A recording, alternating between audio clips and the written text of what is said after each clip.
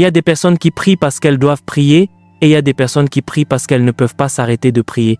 La différence entre ces deux personnes n'est pas la discipline, ce n'est pas la force de volonté, ce n'est pas un appel spécial que seuls quelques-uns reçoivent, c'est quelque chose que Smith Wigglesworth a découvert, quelque chose qui a transformé la prière d'une obligation religieuse en le désir le plus profond de son âme. Et quand il l'a découvert, il ne fut plus jamais le même, ni lui, ni les villes où il a prêché, ni les personnes qu'il a touchées. Qu'est-ce que Wigglesworth a découvert? C'est exactement ce que tu vas découvrir aujourd'hui. Mais avant, j'ai besoin de te demander quelque chose. Aimes-tu la prière?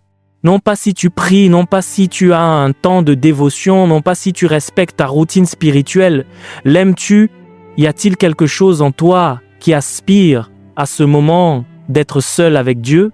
Ou bien la prière est-elle encore une tâche sur ta liste? Quelque chose que tu fais parce que tu sais que tu dois le faire. Quelque chose que tu accomplis pour ne pas te sentir coupable? Quelque chose que tu réalises avec la montre à la main en attendant que le temps imparti se termine? Si c'est le cas, tu n'es pas seul. La majorité des chrétiens sont exactement là. Ils prient sans aimer la prière, ils s'en acquittent sans désir, ils font sans vouloir. Et cette distance entre le faire et le vouloir est exactement la distance entre la religion et la vie spirituelle réelle. Wigglesworth a été à cet endroit.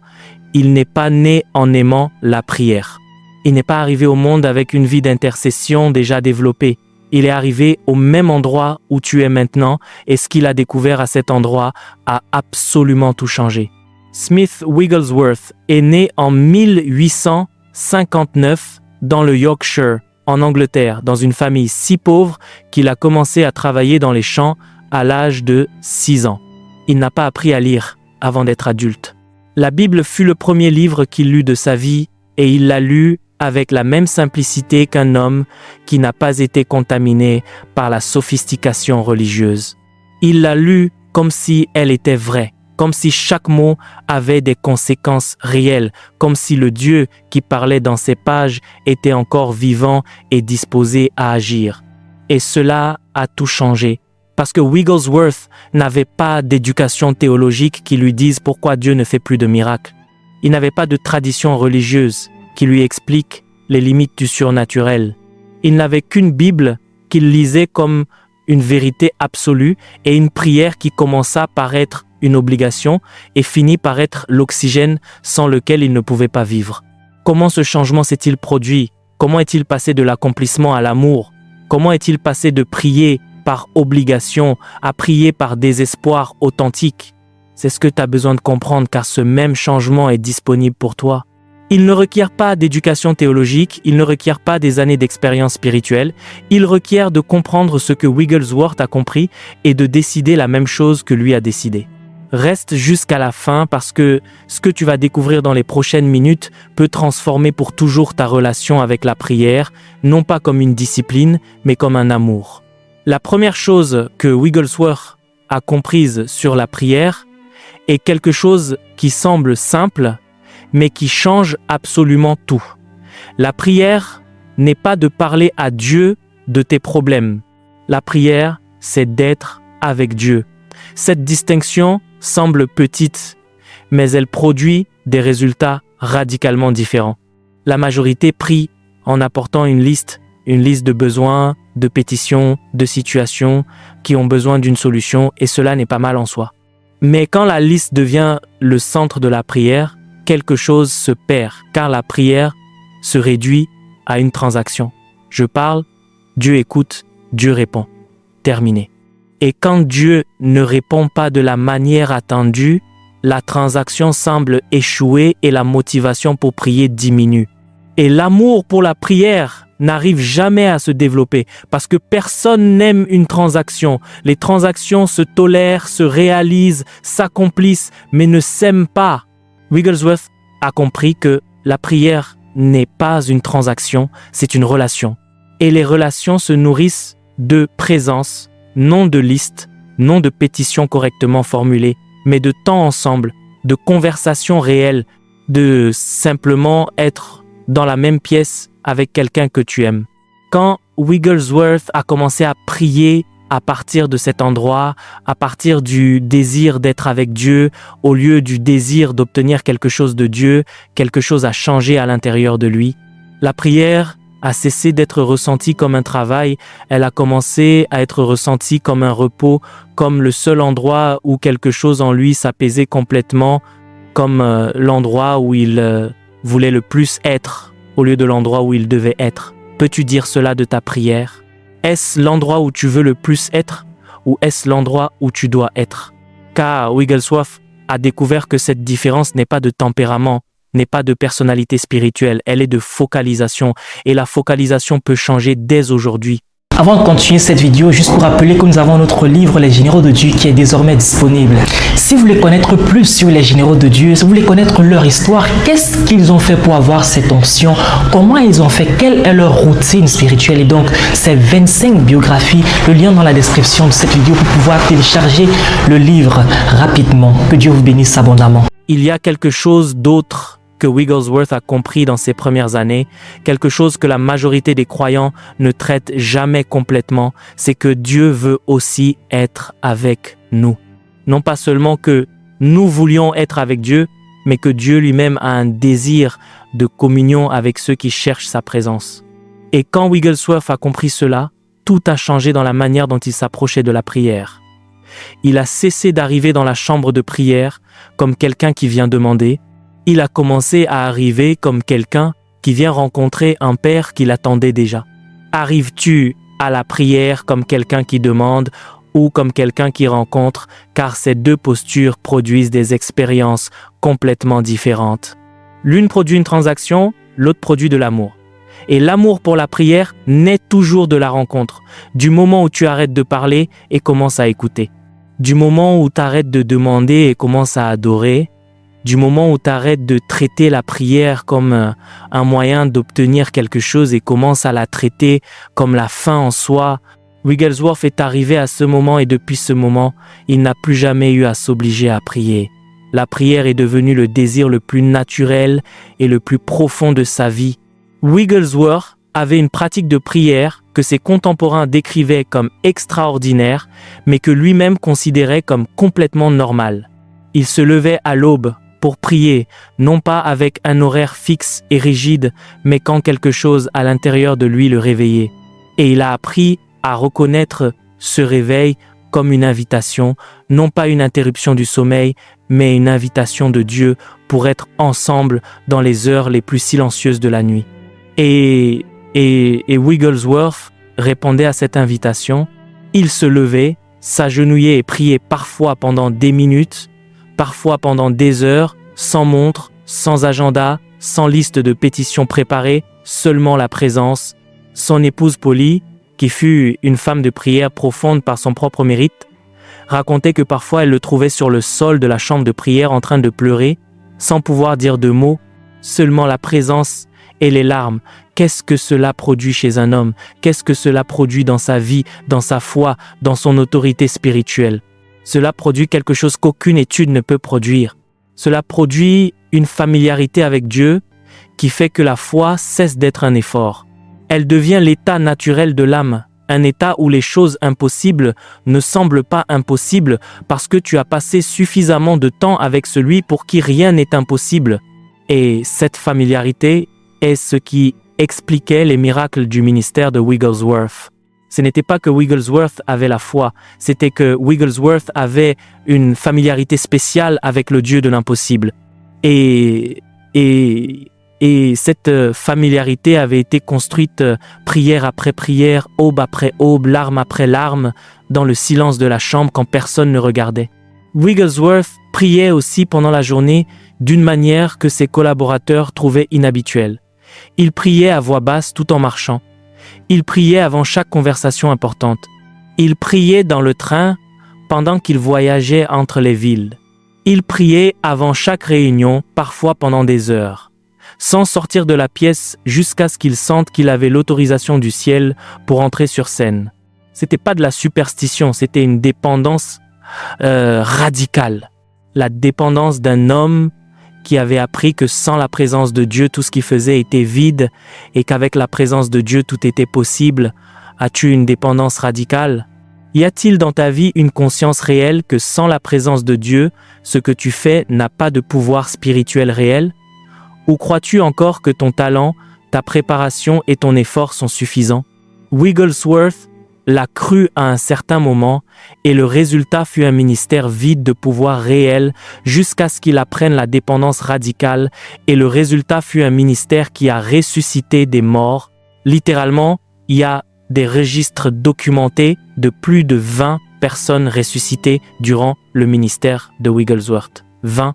Non pas parce que Wigglesworth avait un don spécial que d'autres n'ont pas, mais parce que Wigglesworth avait une vie de prière qui produisait une familiarité avec Dieu, qui rendait possible ce qui semblait impossible. Que produit ta vie de prière? Mais il y a quelque chose de plus profond que tu as besoin de comprendre sur Wigglesworth et la prière. Quelque chose qui va au-delà des disciplines et des pratiques. Quelque chose qui explique pourquoi il aimait la prière d'une manière que la majorité des croyants n'expérimentent jamais. Wigglesworth avait découvert que la prière a une saveur, et une fois que tu goûtes à cette saveur, rien d'autre ne satisfait de la même manière. Il le décrivait ainsi: « Quand j'entre dans la chambre de prière avec le cœur affamé et que j'en sors avec le cœur plein, c'est mieux que n'importe quel aliment que le monde puisse offrir. » Mieux que n'importe quel aliment que le monde puisse offrir. Pense à cette phrase. Un homme qui a connu la pauvreté réelle dès l'âge de 6 ans, un homme qui a travaillé dans les champs quand il était encore un enfant, un homme qui connaissait la valeur physique de l'aliment d'une manière que la majorité d'entre nous ne connaîtra jamais. Et il disait que la prière était meilleure que n'importe quel aliment que le monde pouvait offrir. As-tu goûté à cette saveur? Es-tu sorti d'un temps de prière avec quelque chose à l'intérieur de toi que tu n'avais pas quand tu es entré? Non seulement une sensation, non seulement une émotion, mais quelque chose de réel, quelque chose qui a rempli un vide que rien d'autre ne pouvait remplir. Parce que Wigglesworth disait que cette saveur est ce qui produit l'amour pour la prière, non pas la discipline, non pas la force de volonté, mais la saveur. Et la saveur ne se découvre qu'en priant, non en lisant sur la prière, non en écoutant des sermons sur la prière, mais en priant, en entrant dans la chambre avec le cœur affamé et en y restant le temps suffisant pour que quelque chose du ciel descende et comble cette faim. C'est ce que Wigglesworth faisait. Et c'est ce qui produisait en lui un amour pour la prière qu'aucune circonstance ne pouvait éteindre. Il y a quelque chose d'autre que tu as besoin de savoir sur comment Wigglesworth a appris à aimer la prière. Il a appris à prier la Bible, non pas à prier sur la Bible, mais à prier la Bible. Il lisait un verset et le transformait directement en prière. S'il lisait que Dieu est refuge et forteresse, il priait « Seigneur, tu es mon refuge et ma forteresse. Tu es mon secours dans les tribulations et j'ai confiance en cela dès maintenant dans cette situation spécifique. » S'il lisait que rien n'est impossible à Dieu, il priait « Seigneur, cette situation qui semble impossible ne l'est pas pour toi et je te demande d'agir en elle maintenant. » La Bible devenait le vocabulaire de sa prière et cela produisait deux choses simultanément. Des prières remplies de foi réelle, parce qu'elles étaient ancrées dans les promesses concrètes de Dieu et non dans les sentiments changeants du moment. Et une compréhension profonde de la Bible, parce que quand tu pries un verset, tu le comprends d'une manière que seule l'expérience peut produire. Tu ne le sais pas seulement, tu l'as vécu. Es-tu en train de prier la Bible ou est-ce que tu la lis seulement? Parce que Wigglesworth a découvert que cette pratique transforme tant la prière que la compréhension de l'écriture en même temps.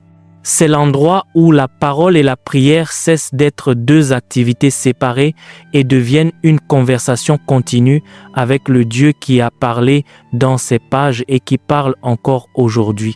Il y a une dernière chose sur la pratique de Wigglesworth que tu as besoin de connaître. Wigglesworth priait avec attente Non pas avec un espoir vague que peut-être quelque chose pourrait se passer, mais avec une attente concrète que Dieu allait répondre. Il disait que entrer dans la chambre de prière sans attente est comme aller au restaurant sans faim. Tu peux être là, tu peux t'asseoir, tu peux regarder le menu, mais tu ne vas rien recevoir qui satisfasse parce que tu n'es pas arrivé affamé. L'attente dans la prière est la faim qui positionne le cœur pour recevoir et la faim apporte toujours de la nourriture. Entres-tu dans la prière avec une attente réelle, avec la certitude que le Dieu à qui tu vas parler va te répondre, ou entres-tu avec un espoir vague qui est en réalité un doute déguisé? Wigglesworth est entré avec attente toute sa vie et le ciel a répondu à cette attente maintes et maintes fois par des guérisons, par des miracles, par des conversions massives, par des vies qui ne furent plus jamais les mêmes. Je vais être complètement direct avec toi dans ce dernier bloc. L'amour pour la prière n'est pas un don que certains reçoivent et d'autres non. Ce n'est pas une caractéristique de personnalité spirituelle spéciale. Ce n'est pas le résultat d'un appel extraordinaire, c'est le résultat d'une pratique soutenue qui produit une saveur et la saveur produit l'amour toujours sans exception. Le problème n'est pas que tu n'aimes pas la prière. Le problème est que tu n'as pas encore goûté à la saveur que Wigglesworth a décrite. Et tu ne l'as pas goûtée parce que tu ne t'es pas arrêté dans la chambre le temps suffisant pour qu'elle arrive, parce que la saveur n'arrive pas dans les premières 5 minutes. Elle n'arrive pas quand tu es encore en train de penser à tout ce que tu as à faire après. Elle n'arrive pas quand tu as la montre à la main et la moitié de ton esprit ailleurs. Elle arrive quand tu restes, quand la chair dit que c'est déjà suffisant et que tu décides que non, quand le silence est inconfortable et que tu le soutiens de toutes les façons, quand tu ne sens rien et que tu pries de toute manière, parce que c'est précisément dans ce moment de persistance que quelque chose du ciel commence à descendre. Et quand cela descend suffisamment, la saveur arrive et une fois qu'elle arrive, tu n'as plus besoin de t'obliger à prier. La prière devient l'endroit où tu veux le plus être. Comme cela est arrivé à Wigglesworth, comme cela peut t'arriver à toi, je veux te donner quelque chose de concret pour commencer. Pas une méthode en 5 étapes, une seule décision. Cette semaine, une fois, entre dans la chambre de prière, sans liste de pétitions, sans agenda préparé, sans limite de temps, entre simplement et dis ces mots. Seigneur, je suis ici. Je ne viens rien te demander. Je suis seulement venu pour être avec toi. Et reste en silence si nécessaire, avec des mots s'ils sortent, avec des larmes si elles arrivent, sans rien forcer, en étant simplement là. Et vois ce qui se passe. Car Wigglesworth a commencé exactement ainsi, non pas avec une méthode élaborée, mais avec une décision simple de donner la priorité à la présence de Dieu sur toute autre chose. Et cette décision répétée avec constance a produit une vie de prière dont le monde se souvient encore plus de 70 ans après sa mort. Wigglesworth est mort en 1947 à l'âge de 87 ans. Jusqu'à la fin de sa vie, il continuait à prier à l'aube. Il continuait à s'agenouiller avec la même faim qu'il avait eue dans ses premières années de foi. Et les personnes qui furent avec lui dans ces derniers jours disaient qu'il y avait quelque chose en lui qu'il ne pouvait pas décrire avec des mots, une paix qui n'était pas humaine, une certitude qui ne dépendait pas des circonstances, une présence qui remplissait la pièce quand il entrait. Tout cela fut le fruit de décennies de prière, non pas d'une prière parfaite, non pas d'une prière sans sécheresse ni difficulté, mais d'une prière persistante, d'une prière qui a continué même s'il ne sentait rien, d'une prière qui a cherché la saveur et ne s'est pas rendue avant de l'avoir trouvée. Et une fois qu'il l'a trouvée, il n'a plus jamais eu à s'obliger. L'amour pour la prière fut le résultat naturel d'avoir goûté à la présence de Dieu dans le secret. Cela est disponible pour toi aujourd'hui avec le même Dieu qui a rencontré Wigglesworth dans la chambre obscure, avec la même présence qui a transformé un travailleur analphabète du champ en l'un des hommes de Dieu les plus puissants de sa génération. Tout ce dont tu as besoin est d'une décision, la décision de rester dans la chambre le temps suffisant pour goûter à la saveur. Et une fois que tu y goûteras, tu n'auras plus besoin que personne ne te convainque de prier. L'amour arrivera tout seul, comme il arrive toujours pour ceux qui cherchent suffisamment pour trouver. Écris-le dans les commentaires dès maintenant. Aimes-tu la prière ou l'accomplis-tu? Quand fut la dernière fois que tu es sorti d'un temps de prière complètement différent de la manière dont tu y es entré? Es-tu disposé à entrer dans la chambre cette semaine sans liste et sans montre? Raconte-moi, car cette chaîne existe pour une seule chose: réveiller dans une génération l'amour pour la présence de Dieu que Smith Wigglesworth a vécu.